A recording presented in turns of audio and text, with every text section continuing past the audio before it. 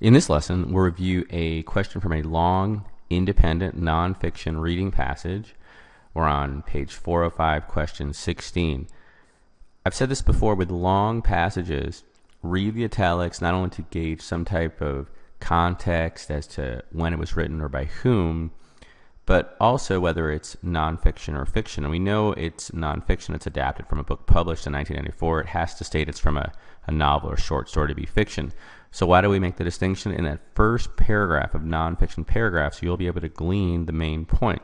So it starts out, as a scientist, I find that only one vision of the city really gets my hackles up. The notion that as a city is somehow unnatural is a blemish on the face of nature. So right away, he's expressing his disdain, and a little bit of a colloquialism, gets my hackles up. So on animals like dogs, when they get angry, they have these hairs on the back of their necks, and they're straight up. And so that's sort of an expression. It really makes him upset about this theory that it's unnatural, and that's in quotes, a blemish on the face of nature, that it's a city. And if you go on to read the rest of it, hopefully you've read this passage, the theory that many have is that humans sort of corrupt nature because they build cities and they disrupt the natural habitat. But you have to understand the main point. It gets his hackles up. He's upset. And here's the question, 405, question 16. The author would most likely characterize the views of the thinkers referred to in line 28 as what? And by the way, this is a level 5. It's a difficult problem. It's not in order on the reading, and I don't think it's inherently that hard. It's a little bit of vocab, but it really shows how important the main theme is. So let's go ahead and read.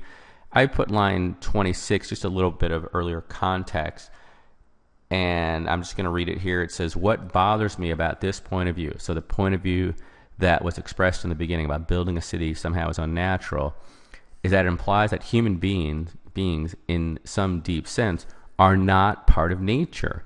Nature, to many environmental thinkers, is what happens when there are no people around. And he's using quotes there. And I'm just going to go on and read in the book. As soon as we show up and start building towns and cities, nature, in quotes, stops and something infinitely less worthwhile starts.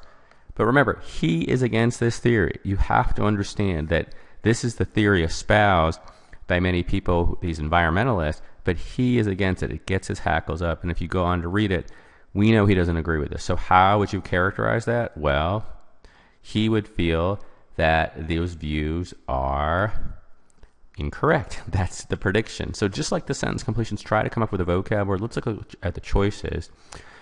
In A, carefully reasoned, we know that's not correct. We're looking for incorrect.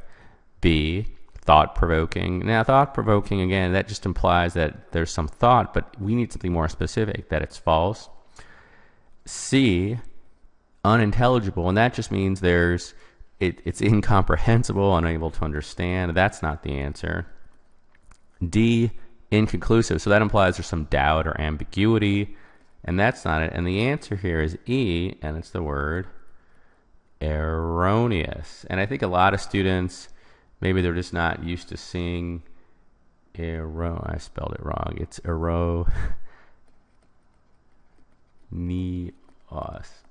And obviously the root for that is simply error. Erroneous, its meaning is false. So I'll give you some other good words for that. It's a specious theory. It's a spurious theory. It's apocryphal, which has its origins in the Bible, the false teachings. Lots of good words for being false. It's duplicitous. So again, try to study the words in roots, but erroneous just means false. And by the way, the root for truth, which would be the opposite, words with VER. But the answer here is E. So keep building vocab and also try to focus on the main point on the reading passages. All right, see you next time. Thanks for watching.